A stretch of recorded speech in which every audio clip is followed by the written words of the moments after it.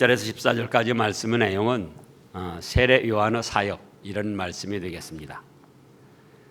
자, 1절에서 6절까지 세례 요한이 회개의 세례를 전파했습니다. 무슨 세례예요? 회개의 세례. 1절부터 보면은 디베르 황제가 통치한 지 15해. 디베르 황제는 로마 황제를 말합니다. 로마가 당시 유럽 중동 지역을 다 지배할 때이기 때문에 로마 디베르 황제가 통치한 지 15해. 이스라엘에서는 로마에서 파송한 본디오 빌라도가 총독으로 있을 때, 그 다음에 이스라엘 나라에서는 헤롯이 갈릴리의 분봉왕으로 그 동생의 빌립이 이두레와 드라고니 지방의 분봉왕으로, 루시니아가 아빌레네의 분봉왕으로, 즉 이제 안타깝게도 우리나라의 비유를 들면은 일본 천황이 있을 때, 우리나라 침략했을 때 누굽니까? 이등박문이가 우리나라 총독으로 왔고, 또 우리나라에는 우리나라대로 고종을 비롯해서 순종 그 황제가 있었죠. 그때는 황제라고 하질 않았지만, 그래서 이제 말하자면 지역적으로 뭐 충청도는 누가 왕이고, 또 강원도, 경상도는 누가 왕이고, 지금 그런 뜻이에요. 그러면은 이 사람들이 무슨 뭐 잘한 일이 있어가지고 이렇게 기록을 했는가? 하나님의 말씀에. 그게 아니고 세례 요한과 예수 그리스도와 하나님의 말씀은 역사적 사실에 근거한 역사적 사건들이다, 그런 뜻이에요. 디베르 황제가 믿는 사람에게 뭘 잘한 거 있습니까? 본디오 빌라도 총독이 뭐 잘한 거 있습니까? 헤롯 왕도 잘한 것이 없잖아요. 세례 요한 죽이고 여러 가지 악행을 저질렀잖아요. 그럼 무엇 때문에 이런 사람들을 기록했는가? 하나님의 말씀과 세례 요한의 사역과 예수님의 그리스도의 사역은 무엇에 근거한 것이라고요? 역사적 사실에 근거한 진실이지 만들어낸 이야기나 신화가 아니다, 그런 뜻입니다. 이제는 안나스 가야바가 대제사장으로 있을 때에 하나님의 말씀이 빈들에서 사가랴의 아들 요한에게 임했습니다. 요한이 요단강 부근 각처에서 뭐라고 합니까? 죄사함을 받게 하는 회개의 세례를 전파했습니다. 죄사함을 받게 하는 회개의 세례. 자, 선지자 이사야 책에 쓴 바 광야에서 외치는 자의 소리가 있어 이르되 너희는 주의 길을 준비하라. 그의 오실 길을 곧게 하라. 모든 골짜기가 메워지고 모든 산과 작은 산이 낮아지고 굽은 것이 곧아지고 험한 길이 평탄해질 것이요 모든 육체가 하나님의 구원하심을 보리라 함과 같으니라. 그래서 세례 요한이 회개의 세례를 주면서 이렇게 전파를 했다는 거예요. 이 세례는 예수님을 영접하기 위한 준비 세례입니다. 누구를 영접하기 위한 준비 세례예요? 예수님을 준비하기 위한, 예수님의 영접을 준비하기 위한 그런 준비 세례. 오늘날 우리가 받는 세례하고는 성격이 달라요. 오늘날 우리는 어떤 뜻의 세례를 받는가? 이미 예수님을 영접해가지고 죄사함을 받았다는, 하나님의 백성이 됐다는 표로 오늘날은 세례를 받는 거예요. 그러나 이때 세례 요한이 베푸는 세례는 예수님을 영접하기 위한 자기 자신을 깨끗이 회개하는 준비 세례였다, 그겁니다. 그래서 이때 세례를 받은 사람들은 예수님을 영접하고 나서 다시 믿음의 세례를 받았어요. 다시. 그래서 이제 심지어는 이런 것에 근거해서 믿는 사람들이 세례를 2번 받아야 된다. 그래서 재세례파라는 교파도 생겨났습니다. 그런데 그거는 이 하나님의 뜻을 잘못 이해를 해서 그런 거예요. 여기는 예수님을 영접하기 위한 세례다. 왜냐? 이 사람들은 이미 하나님과 오실 예수님을 믿고 있었습니다. 뭘 믿고 있었어요? 하나님과. 그래서 구약의 전통을 따라서 아브라함을 여기 증거했잖아요. 8절에 보면은 회개 합당한 열매를 먹고 속으로 아브라함이 우리 조상이라 말하지 말라. 아브라함의 자손이라고 그러면서 창조주 하나님을 믿었고 오실 예수 그리스도를 믿고 있어요. 그런데 그것을 지식적으로 의식적으로만 알고 있는 것이지 진실되게 예수 그리스도를 통해서 자기들의 죄가 사함받고 죽었던 영혼이 살아나서 하나님의 자녀가 된다는 이 진리는 깨닫지 못하고 지식과 어떤 의식을 행해가지고 지금 자기들이 아브라함의 자손이요 하나님의 자녀인 것처럼 착각을 하고 있었던 거예요.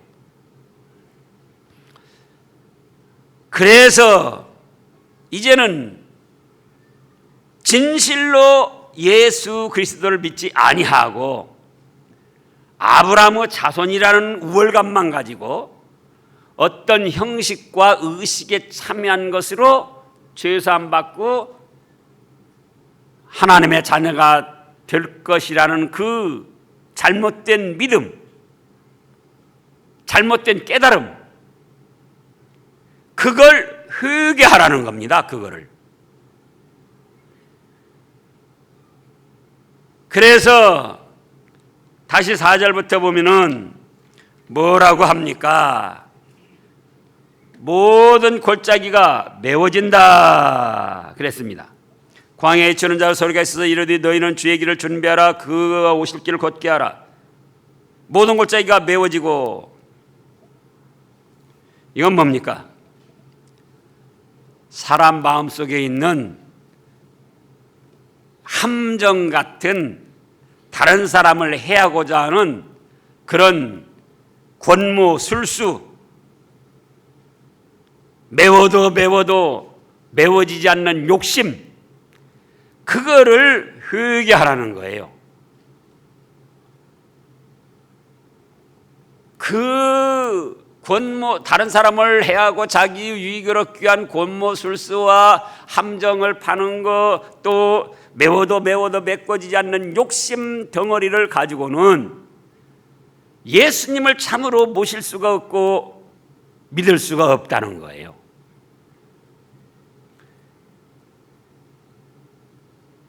그 다음에 모든 산과 작은 산이 낮아지고, 5절에 보면요, 산은 우뚝우뚝 선 세력, 교만을 뜻합니다. 교만. 뭘 뜻해요? 교만. 큰 사람은 큰 사람대로, 작은 사람은 작은 사람대로 다 교만 있고 자존심 있고 자기 체면 내세우고자 하는 그런 것이 있어요. 근데 그렇게 교만하고 자기 자존심 체면을 내세워서는 누구를 모실 수 없다? 그렇게 기다리고 믿던 예수님이 정작 오셨는데 그 예수님을 모실 수가 없다는 거예요. 믿을 수가 없다는 거예요. 믿고자 하면서도 자기 자신의 자존심, 체면, 나는 잘났다 하는 아브라함의 자손이라는 우월감, 그것 가지고는 누구를 모실 수가 없다? 예수님을 모실 수가 없다는 거예요. 그거 다 내버리고 나는 무욕, 공유 아무것도 아닙니다. 예수님의 은혜가 아니면 저는 살 수가 없습니다. 그런 겸손함과 낮아짐이 있어야 된다는 겁니다. 그 다음에 굽은 것이 곧아지고 험한 길이 평탄해질 것이요. 삐뚤어졌다 그러잖아요. 삐뚤어졌다. 양심이 삐뚤어진 거예요. 양심을 쓰는 것 같아도 자기 유리한 쪽으로 이리 삐뚤 저리 삐뚤 자기 유리한 쪽으로 갖다 전부 붙이는 거예요. 일어나는 일들도 자기 유리한 쪽으로 갖다 이렇게 비틀고 저렇게 비틀고 하고 자기 유리한 쪽으로 붙이는 거예요. 그래서 그런 삐뚤어진 양심, 정직하지 못한 마음, 정직이라는 건 바른 거 고든 거 아닙니까? 정직하지 못한 마음, 그거를 진실되고 정직하고 바르게 하라는 거예요. 참 우리나라 그 법이 그 참 맹점이 하나가 있어요. 이번에 보니까 자기와 관계된 거는 자기와 관계된 죄에 대해서는 얼마든지 거짓말하고 얼마든지 부인해도 법에 안 걸린다는 거예요. 그러니 누구라도 나와서 부인하고 거짓말할 수밖에 없죠. 대통령에서부터 뭐 말단까지 자기가 분명히 죄를 졌는데 그것이 증거로 정확히 밝혀지기 전까지는 얼마든지 부인하고 거짓말하고 그 증거 되는 것을 감추고 없애버려도 그게 죄가 안 된다는 거예요. 그러니까 청문회 나와서도 특검에서도 헌재에서도 최순실이 하는 거 봐라. 무조건 아니다, 모른다, 아니다, 모른다. 근데 미국 같은 데는 그게 아니고 거짓말하거나 위증하면은 그게 굉장히 큰 죄로 다 걸려든다는데 이번에 국회의원들이 그 법이나 고쳤으면 좋겠는데 모르겠어요. 자기들 또 걸리니까는 무조건 아니라고 그러려고 지금 그러는지. 그래서 양심을 바르게 써야 된다 그거예요. 그래야 예수님을 바로 모실 수가 있다. 믿을 수가 있다. 또 뭐라고 했습니까? 양심을 쓰지 않으면은 바로 쓰지 않으면은 착한 양심을 쓰지 않으면은 뭐라고 했습니까? 믿음이 파손된다 그랬어요. 이미 믿고 있는 사람들도 양심을 바르게 쓰지 않으면은 뭐가 파손된다? 믿음이 팍 깨져버려 가지고 세상물이 다 들어와서 죄악에 휩싸이고 결국은 비참하게 된다 그런 뜻입니다. 그 다음에 험한 길이 평탄해진다. 5절 끝에 보면요, 험한 길은 죄악을 행하는 길입니다. 죄악을 행하는데도 여간 험한 것이 아니에요. 그 다음에 그 죄악을 저지르고 나서 감당할 일들이 너무나도 험한 거예요. 세상에서 밝혀지지 않는다 할지라도 하나님은 다 아시기 때문에 아무리 사람에게는 감춘다 할지라도 하나님이 그 죄악을 심판하고 징벌할 때는 험악한 일을 당할 수밖에 없어요. 그러니까 그 험악한 길, 죄를 저질러서 험악하게 당할 그 길을, 죄를 버리고 회개하라는 거예요. 그러면은 6절에 예수님을 바로 믿고 영접할 수가 있어가지고 그 예수님을 통하여 죄를 용서받고 죽었던 영혼이 살아나서 하나님의 백성으로 영원한 천국 복락을 누리게 된다는 겁니다. 그러면 여기 한 가지 우리가 생각해야 될 일이, 회개를 하고 예수님을 믿는가, 예수님을 믿고 나서 회개를 하는가? 우리 교단에서도 그렇고 신학적으로 그것 때문에 아직도 논란이 일고 있습니다. 이런데 말씀을 보면은 무엇부터 해야죠? 회개부터 해야 되는. 근데 제가 처음에 말씀했잖아요. 이미 이 사람들은, 이스라엘 백성들은 뭘 믿고 있다? 하나님을 믿고 있고, 아브라함도 자기 조상임을, 믿음의 조상임을 믿고 있고, 앞으로 예수님이 오실 것, 메시아가 오실 것, 그리스도가 오셔서 자기들을 구원해 주실 것, 그것까지도 믿고 있다 그 말이에요. 그런데 정작 누가 왔습니까? 예수님이 오셨는데 그 예수님은 배척을 하더라고요. 진짜 이제 실물이 오셨는데. 그러니까 그걸 회개하라는 거예요. 그걸. 이스라엘 사람들이 제사 지낼 때 뭘 제사 제물로 드리죠?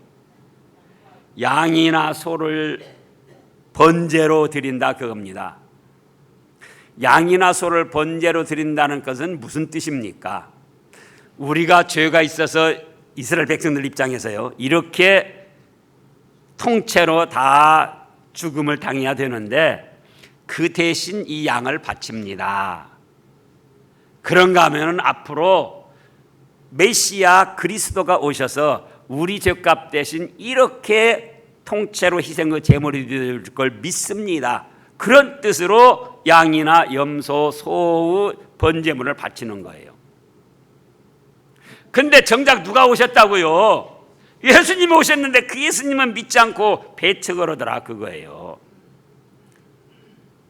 그러니까 예수님을 믿지 않고 배척을 하는 그거를 회개하고, 지금 오늘 말씀에 있는 거 교만, 또 욕심, 또 양심을 쓰지 않는 거,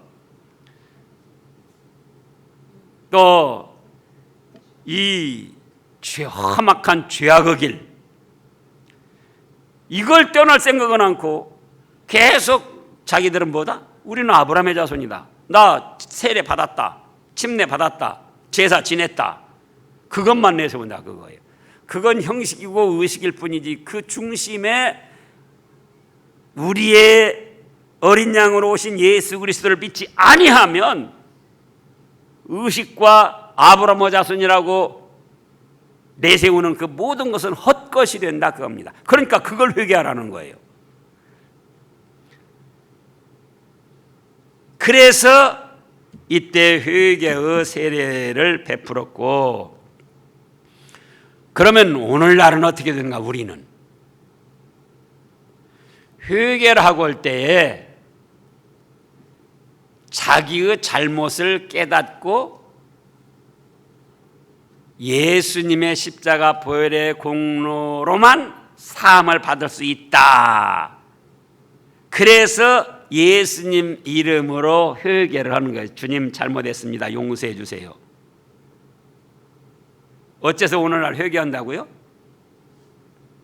자기가 죄인임을 깨닫고 자기의 죄는 누구 공로로만 사함 받을 수 있다? 예수님의 십자가 보혈의 공로로만 사함을 받을 수 있다. 그래서 예수님을 의지해서 회개를 하는 겁니다. 그러면 전제되는 것이 무엇입니까? 예수님을 벌써 믿어야 된다는 그런 전제 조건이 있어야지 돼요. 예수님이 내 죄값 때문에 죽으신 줄도 모르고 예수님이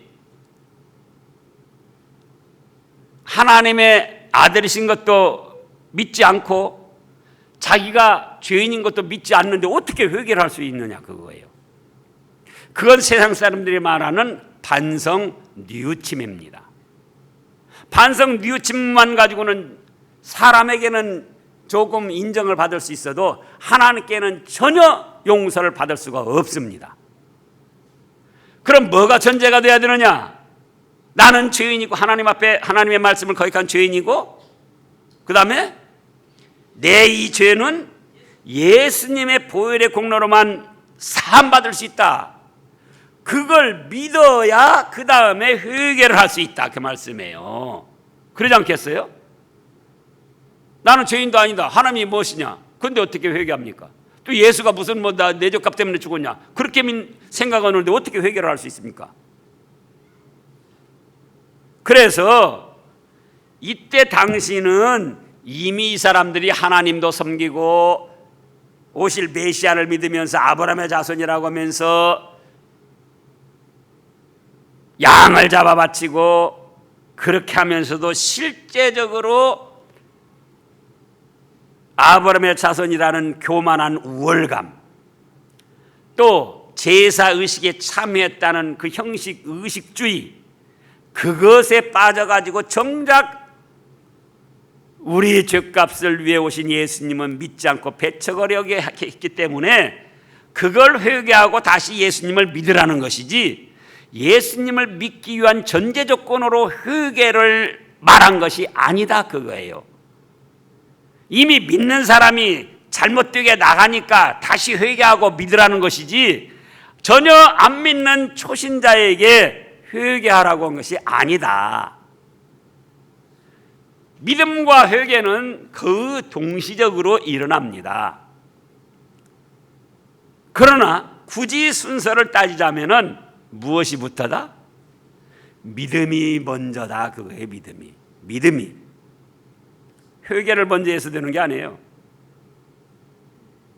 예수 그리스도 내 죄값 대신 죽으신 그 믿음이 없이 어떻게 회개하면 그게 용서를 받을 수 있습니까? 그건 뉘우침이나 반성이고 전혀 하나님께는 용서받지 못할 것이다. 더 확실한 예로, 자, 오늘 겨울방학입니다. 겨울방학이죠? 그래가지고 얼음이 꽁꽁 얼었어요.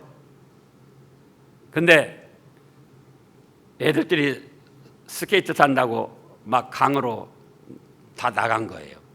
근데 그렇게 춥지 않으니까 얼은 것 같아도 얇은 데가 있어가지고 부모님이 가지 말라 아직은 큰 추위가 아니라 이 얼음이 얕아서 깨질 수도 있다. 그러면 큰일 난다. 가지 말라 했어요.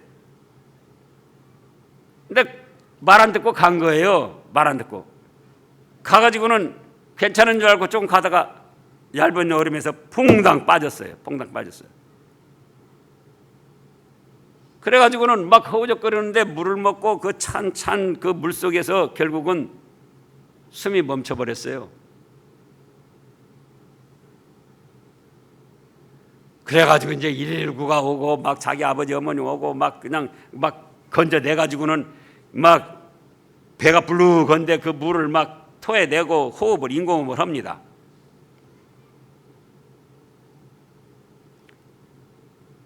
그러니까 하면서 물을 쏟아내더니 호흡을 하기 시작한 거예요. 그리고 눈을 뜨더니 자기 아버지 어머니가 보니까 뭐라고 했겠죠? 네, 아버지 잘못했어요 어머니. 이 어머니 말 안 듣고 이렇게 오다가 내가 죽을 뻔했어요. 그러니까는 잘못을 깨달았다는 것은 죽은 사람이 잘못 깨닫고 어머니 잘못했어요 그럴 수 있습니까?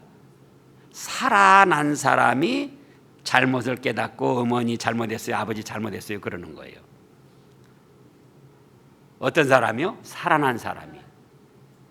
그러니까 회개를 한다는 건 이미 예수님을 믿어서 그 영이 살아났기 때문에 하나님 앞에 죄인임을 알고 회개를 하는 거지, 회개를 하니까 믿어진 게 아니다 그 말씀이에요. 순서적으로. 그래서 오늘날은 무조건 믿어야지 돼요. 무조건 믿고 정말 믿음이 와가지고 하나님이 창조주 예수님이 내 죄값 때문에 죽은 주님인 걸 믿어졌을 때는 그 다음에 뭐가 나와요? 주님 잘못했습니다. 제가 죄인입니다.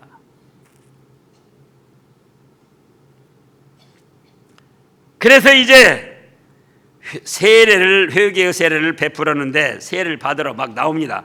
7절부터 보면은 참 회개에 대한 교훈. 요한이 세례를 받으러 나와오는 무리에게 이르되 독사의 자식들아 누가 너희를 일러 장차 올 진노를 피하라 하더냐. 그러므로 회개에 합당한 열매를 맺고 속으로 아브라함이 우리 조상이라 말하지 말라. 내가 너희에게 이르노니 하나님이 능히 이 돌들로도 아브라함의 자손 유게 하시리라. 이미 도끼가 나무 뿌리에 놓였으니 좋은 열매 맺지 아니하는 나무마다 지켜 불에 던져질 것이다. 믿는다고 하면서도 죄를 짓고 믿는다고 하면서도 회개를 하지 않으면은 결국은 하나님의 징벌이 임한다는 거예요.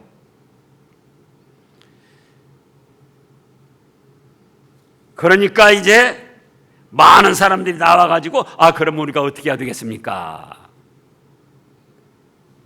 그러니까 회개에 합당한 열매를 맺을 수 있도록 가르쳐 줍니다. 여기서도 또 우리가 생각을 해야 됩니다. 회개라는 것은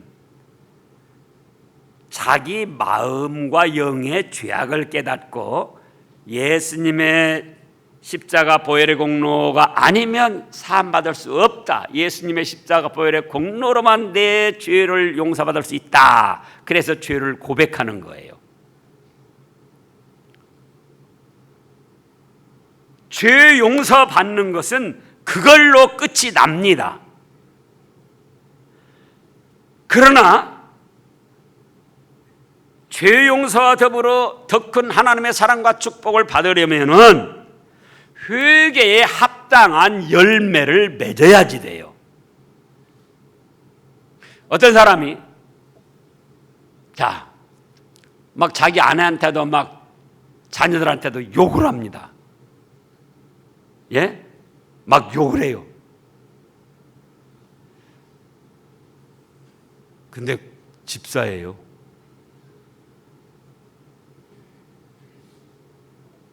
그래도 믿음이 있으니까 회개가 되겠습니까? 안 되겠습니까? 회개를 하예요. 하나님, 제가 집사가 돼가지고 아내한테 그냥 이렇게 상욕을 하고 자식들한테도 그렇고 정말 하나님 죄송스럽습니다.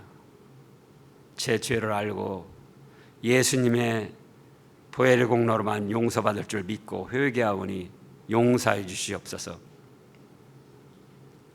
그러면 그 죄를 용서받아요.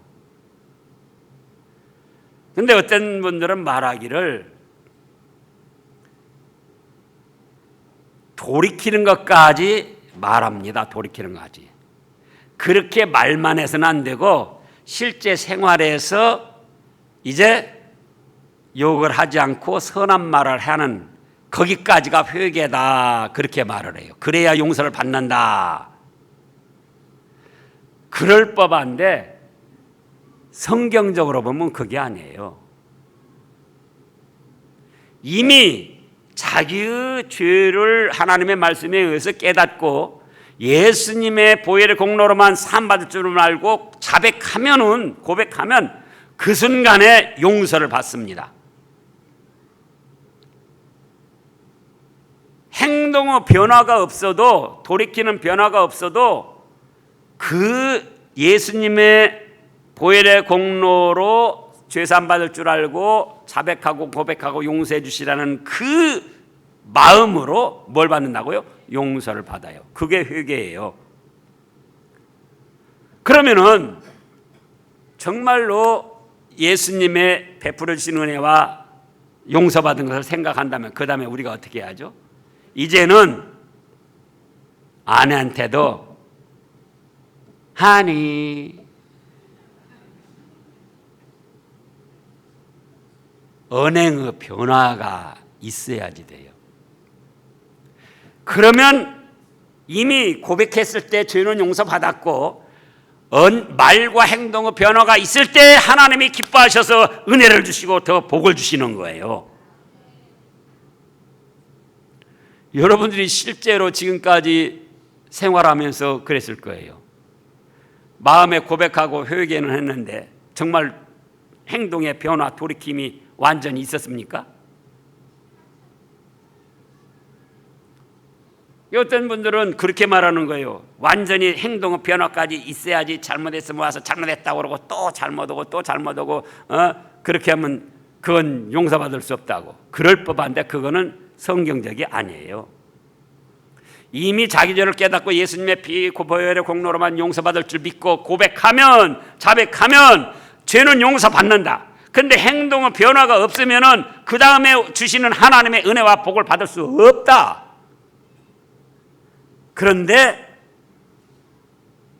상소리를 하고 거짓말하던 사람이 이제 회개하고 나서 진실하고 선한 말을 쓰면은 하나님이 기뻐하셔서 그 선한 말을 하고 하나님의 말씀대로 순종한 것에 대한 은혜와 복을 주신다, 그 말씀이에요.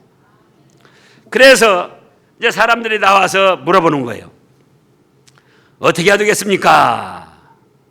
각자 형편과 처지에 맞게 회개에 합당한 열매를 맺을 수 있도록 가르쳐 줍니다. 자, 여기서도 지금 교재가 자칫하면 각 사람에게 회개할 것을 가르쳐 준다 그랬는데 행동의 변화까지를 뜻하는 것을 생각할 수 있는데 그게 아니다. 우리가 그 확실한 증거가 뭐냐? 요한 1서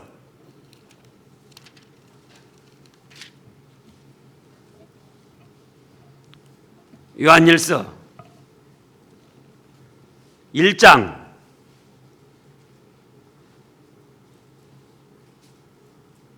9절 말씀 다 같이요. 만일 우리가 우리 죄를 자백하면 그는 미쁘시고 의로우사 우리 죄를 사하시며 우리를 모든 불의에서 깨끗하게 하실 것이요. 자 보세요. 예수님의 보혈의 공로로만 사함받을 줄 믿고 자백한 그것으로 뭐라고 했습니까?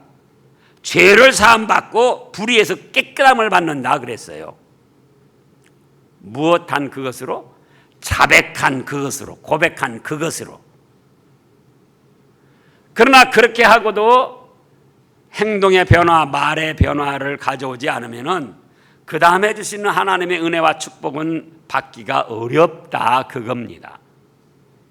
그래서 우리가 자백과 더불어 회개에 합당한 열매를 맺어서 말씀을 순종하는 자들에게 주시는 하나님의 은혜와 축복을 받아 누려야 된다.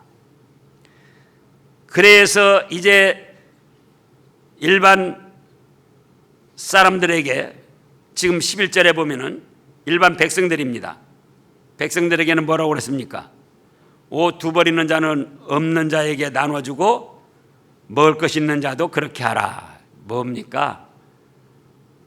욕심 부리지 말고 사랑을 좀 선한 행위를 베풀어라 그거예요.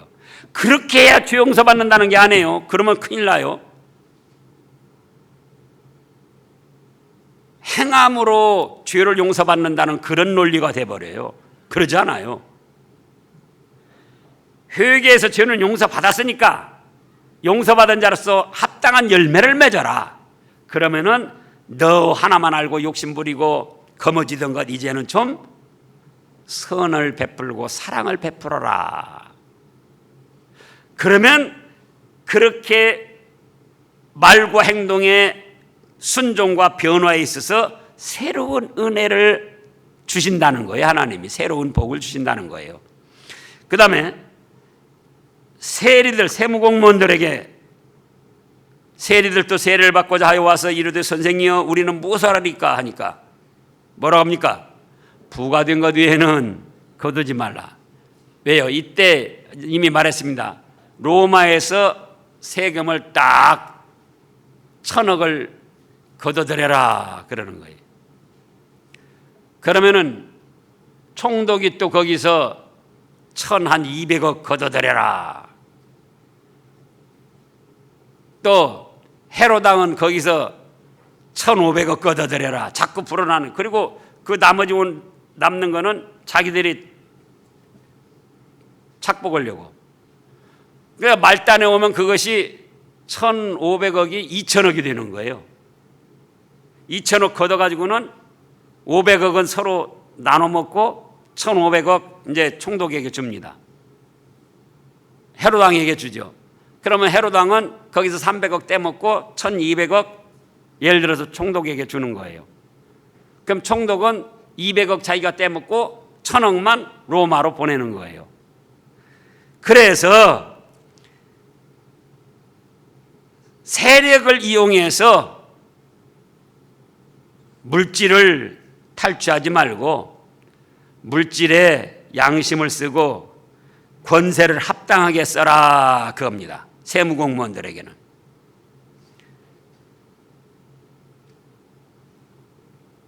권세를 합당하게 쓰고 물질을 강탈하지 말라. 그 다음에 또 군인들이 나왔어요. 군인들도 그렇죠. 사람에게서 강탈하지 말며 거짓으로 고발하지 말고 급료를 족한 줄로 알라. 그래서 각자의 생활에 일어나는 죄악된 것, 그거를 바로 행하라고 말씀을 주셨습니다. 이거는 죄 용서받기 위한 전제 조건이 아니다. 그걸 분명히 해야 됩니다. 죄 용서는 뭘로만 받는다? 예수님을 믿고 회개한 그것으로 받는다. 그럼 회개를 해서 죄 용서 받았으니 이제는 계속 죄를 짓고 또 죄를 짓고 그래야 될 것이 아니고 하나님의 말씀대로 선하게 살려고 힘을 쓸 때에 하나님께서 새로운 은혜와 축복을 내려주신다. 그 말씀입니다. 오늘날 우리들에게도 이렇게 하십니다. 그래서 오전에도 그런 말씀이 증거됐는데요. 우리가 작년 연말에 결산을 했잖아요. 죄악을 다 회개하고 새롭게 살겠다고. 그러면 작년까지 지은 죄 다 용서받은 거예요. 그럼 금년 들어서서 이미 말씀했습니다. 백선주 집사님, 손 몇 번이나 씻었어요? 금년 들어서서. 금년 들어서서 손 몇 번 씻었냐고요? 얼굴 몇 번 씻었어요? 네. 그러니까 깨끗함이 유지가 되는 거예요.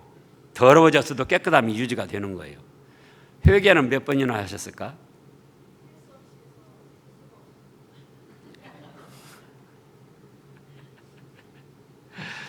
저기 최순실이보다는 낫네. 그래요. 회개라는 걸 어렵게 생각하고 부끄럽게 생각하면 안 돼요.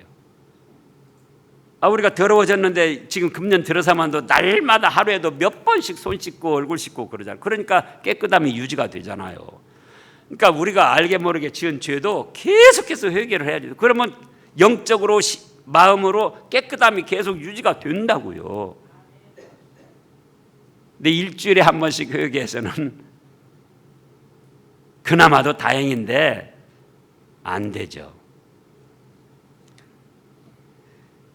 회개하고 난다면 회개에 합당한 열매를 맺으면 하나님이 기뻐하시고 복을 주십니다. 우리 루디아 회원들 또 모든 교우들이 이렇게 해야 되겠습니다. 기도하겠습니다.